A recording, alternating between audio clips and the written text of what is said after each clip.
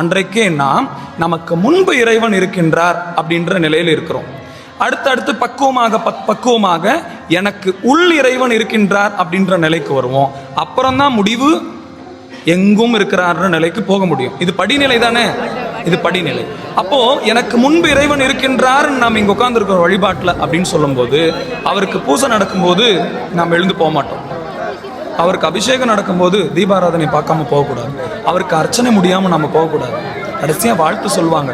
அப்புறம் நம்ம போய் சாமியை வணங்கிட்டு தான் நான் போயிட்டு வரேன்ப்பா, என்னை நீ பார்த்துக்கோ, என் கஷ்டத்தெல்லாம் நீ பார்த்துக்கோ, உன் பாதத்தில் வச்சுட்டு நான் போகிறேன், என் கஷ்டத்தெல்லாம் நீ பார்த்துக்கோ, நீ இங்கே இருக்கிறன்ற நம்பிக்கையில் நான் அங்கே ஊருக்கு போகிறேன், நீ இங்கே இருந்து என்னை பார்த்துனே இருக்கிற நம்பிக்கையில் நான் போகிறேன், எனக்கு முன்னாடி எந்த செயல்னாலும் எனக்கு நீ முன்னாடி போ, நீ இருக்கும்போது எனக்கு எந்த துன்பமும் வராது, நீ இந்த கோயிலில் நிலையாக இருக்கிறன்னு நம்பி தான் நான் இங்கே வந்திருக்கிறேன் அப்படிங்கிற என்ன வரும் தானே.